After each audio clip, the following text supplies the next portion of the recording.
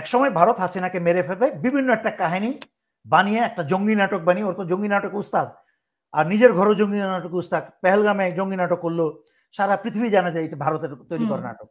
একইভাবে ভারত একটা জঙ্গি নাটক তৈরি করে হাসিনাকে মেরে ফেলবে, বলবে বাংলাদেশ থেকে ইসলামিক জঙ্গিরা গিয়ে হাসিনাকে মেরে ফেলেছে। ওই আবার ঘুরে ফিরে আওয়ামী প্রেমিক জামাতের উপর দোষটা চাপিয়ে দিবে, শিবির উপর দোষটা চাপিয়ে দিবে। এই ভারতে পলায়িত ভারতের সমস্ত দেশদ্রোহীরা, বাংলাদেশের দেশদ্রোহীরা, চোর বদমাস খুনিগুলো হচ্ছে এক সময় ভারতের কাছে অপান্তেয় হয়ে যাবে।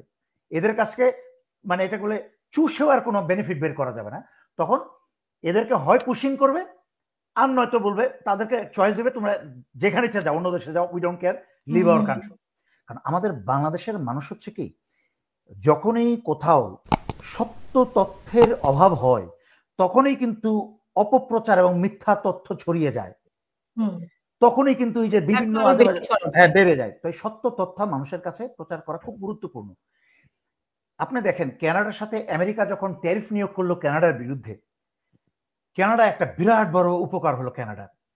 এতটা বছর, সেই শত বছরের উপর ধরে কানাডা খুব বেশি যুক্তরাষ্ট্র নির্ভরশীল হয়েছিল, সমস্ত রপ্তানি সমস্ত কিছু আমেরিকা নির্ভরশীল।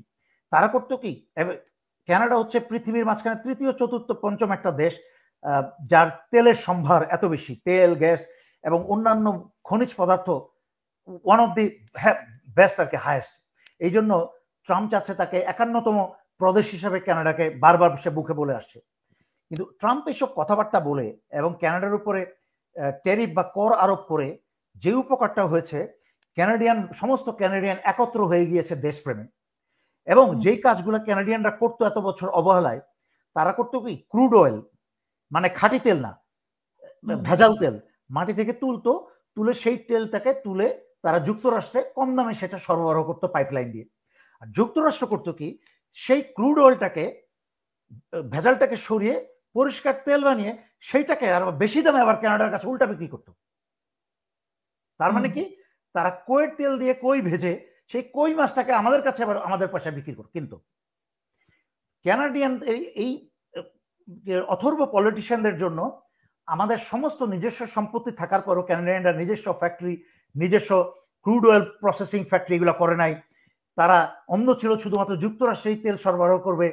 কেন আমরা এত বছর চায়নায় করি নাই, অন্য দেশে করি নাই? ট্রাম্প এইসব কাজ করার কারণে এখন আমরা চায়নায় তেল রপ্তানি করতে শুরু করেছি। আমরা এখন নিজেদের ক্রুড অয়েল আমরা পরিশোধ করার কাজ শুরু করেছি। আমরা এখন অন্যান্য কাজ, ফ্যাক্টরি, ইন্ডাস্ট্রি নিজেরা তৈরি করতে শুরু করেছি যুক্তরাষ্ট্রের উপরে নির্ভরশীলতা কাটিয়ে। আলহামদুলিল্লাহ বাংলাদেশেও সেই সুযোগ এসেছে ভারতের উপর নির্ভরশীলতা কাটিয়ে সমস্ত কিছু নিজের ঘরে গড়ে উঠুক। সুতরাং বাংলাদেশিদের এখন থেকে শিখতে হবে, মনে প্রাণে বিশ্বাসে শিখতে হবে যে ভারত কি করলো না করলো এটা নিয়ে আলোচনাই করা যাবে না। কারণ যখনই আমরা আলোচনা করব ভারত কেন এটা বন্ধ করলো, তখন মানে আমরা ভারতকে আরেকটা জিনিস দেখলাম যে ভারত লাস্টের কথাটা শেষ করি। যতবার আমরা ভারতের নাম নিব, ভারত এই করেছে, ভারত এই করেছে, ভারত ততবারই মনে করবে তারা আমাদের কাছে ইম্পর্টেন্স বা গুরুত্ব পাচ্ছে। তাদেরকে আপনারা এমন ভাবে দেখেন, তাকে যেন আপনারা দেখেও দেখছেন না, তাকে কোনো আলোচনার মধ্যেই আনবেন না। তাহলে তা দেখবেন যে তাদের রাগ আরো বেড়ে যাচ্ছে, আমাদেরকে এত অবহেলা করছে, এত অপমান করছে। এইভাবেই ভারতকে শিক্ষা দিতে হবে। আপনি দ্বিতীয় প্রশ্ন যেটা করতে চাচ্ছেন, পুশিং, হ্যাঁ, এখানে বাংলাদেশ থেকে যারা গেছে আওয়ামী লীগের তাদেরকেও সতর্ক করা হয়েছে, মানে তাদেরকে কিছু সময় দেওয়া হচ্ছে। আপনার কি মনে হয় যে আওয়ামী লীগের সেই নেতা কর্মীদের ব্যাপারে ভারত কোনো সিদ্ধান্ত নিতে পারে? আজকে আমার এই কথাটা প্রতিবার আপনার অনুষ্ঠানে বহুবার বলেছি, কথাটা লিখে রাখেন, রেকর্ডিং তো হচ্ছেই, লিখে রাখেন। একসময় ভারত হাসিনাকে মেরে ফেলবে, বিভিন্ন একটা কাহিনী বানিয়ে একটা জঙ্গি নাটক বানিয়ে, ওর তো জঙ্গি নাটক উস্তাদ, আর নিজের ঘরে জঙ্গি নাটক উস্তাদ, পেহেলগামে জঙ্গি নাটক করলো, সারা পৃথিবী জানা যায় এটা ভারতের তৈরি করা নাটক। একইভাবে ভারত একটা জঙ্গি নাটক তৈরি করে হাসিনাকে মেরে ফেলবে, বলবে বাংলাদেশ থেকে ইসলামিক জঙ্গিরা গিয়ে হাসিনাকে মেরে ফেলেছে। ওই আবার ঘুরে ফিরে আওয়ামী প্রেমিক জামাতের উপর দোষটা চাপিয়ে দিবে, শিবির উপর দোষটা চাপিয়ে দিবে। তো একইভাবে 2 দিন পরে এই যারা যতক্ষণ ভারত ততদিন পর্যন্ত আওয়ামী পলাতক খুনি সন্ত্রাসীদেরকে ভারতে জায়গা দিয়ে রাখবে, যতদিন পর্যন্ত তাদের পকেটে পয়সা করার খরচ থাকবে, ফুলুস বাংলাদেশ থেকে চুরি করে যে পয়সাগুলো নিয়ে গেছে না, এই পয়সাগুলো যতদিন থাকবে তখন বলবে তোমরা থাকো, জামায়া ধরে রাখবে। যখন পয়সাটা শেষ হয়ে যাবে তখন ঠেঙ্গা বাড়িটা দিবে। কারণ তাদের কাছ থেকে ভারতের কোনো লাভ হচ্ছে না আর, কারণ তারা হচ্ছে মরা গরু, শেষ। তাদের কাছ থেকে ওই মাংসটা আর খাওয়া যাবে না, মাংসটা বিক্রিও করা যাবে না। এই ভারতে পলায়িত ভারতের সমস্ত দেশদ্রোহীরা, বাংলাদেশের দেশদ্রোহীরা, চোর বদমাশ খুনিগুলো হচ্ছে এক সময় ভারতের কাছে অপাঙ্ক্তেয় হয়ে যাবে। এদের কাছে মানে এটা বলে চুষেও আর কোনো বেনিফিট বের করা যাবে না। তখন এদেরকে হয় পুশিং করবে, আর নয়তো বলবে, তাদেরকে চয়েস দেবে, তোমরা যেখানে ইচ্ছা যাও, অন্য দেশে যাও, we don't care, live our country. তাদের পয়সা যখন শেষ হয়ে যাবে। আর বাংলাদেশে যাদেরকে পুশিং শুনেছি, একটা নিউজে দেখেছি যে তাদেরকে, মানে আজকে মনে হয় বিবিসি নিউজ বা একটা নিউজে দেখেছি যে তাদেরকে অলরেডি ওয়ার্নিং দেওয়া হয়েছে, কয়েক মাস সুযোগ দেওয়া হয়েছে আর কি, আচ্ছা, অন্য দেশে চলে যাওয়া বা কিছু। ও আমি না জেনেই আমি যেটা বলেছি অনুমানের উপরে, মানে হ্যাঁ, যুক্তিগত যুক্তিগত ইয়ে বলেছি।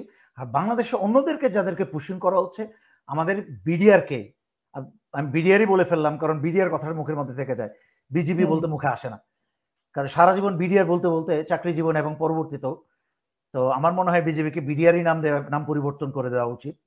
যাই হোক, আমাদের বিজিবিকে আরো অনেক সক্রিয় হতে হবে।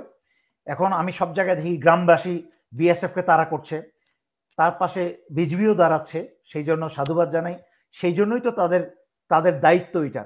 কারণ অন্যান্য চাকরিতে কিন্তু জীবন দেওয়ার স্বাক্ষর করে কোনো চাকরিতে, কোনো সিভিল চাকরিতে কেউ প্রবেশ করে না, কিন্তু সশস্ত্র বাহিনীতে কিন্তু জীবন দেওয়ার স্বাক্ষর করে কিন্তু চাকরিতে প্রবেশ করা হয়। যদিও হাসিনার আমল থেকে এটাকে এখন চাকরি বানিয়ে ফেলেছে, কিন্তু আমাদের আমলে কিন্তু সেনাবাহিনী এটাকে চাকরি ছিল না, এটাকে আমরা বলতাম সার্ভিস। এটা হচ্ছে আমরা দেশের প্রতি সার্ভিস দিচ্ছি। আর হাসিনার আমল এটাকে বানিয়ে ফেলছে সার্ভিস থেকে হয়ে গেছে চাকরি।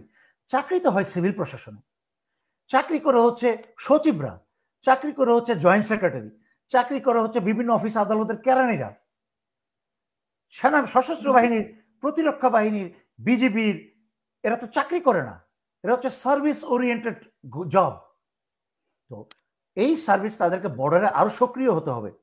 পুশিং করলে আই এম সরি, তোমরা পুশিং করেছো, তাদেরকে নোম্যান্স ল্যান্ডে, মেক শিওর তারা যারা বাংলাদেশের সীমান্তে না ঢুকতে পারে, নোম্যান্স ল্যান্ডে রেখে দাও। কারণ আমাদের কি যদি এখনো শিক্ষা না হয়, এই যে 1.3 মিলিয়ন রোহিঙ্গা প্রবেশ করেছে, 33 লক্ষ, তারপরে প্রফেসর ইউনূসের আমলেও আরো 1.5 থেকে 2 লক্ষ রোহিঙ্গা প্রবেশ করেছে। করিডোর করে রোহিঙ্গা বের করা তো দূরের কথা, প্রফেসর ইউনূসের আমলে আরো 1.5 থেকে 2 লক্ষ রোহিঙ্গা প্রবেশ করেছে।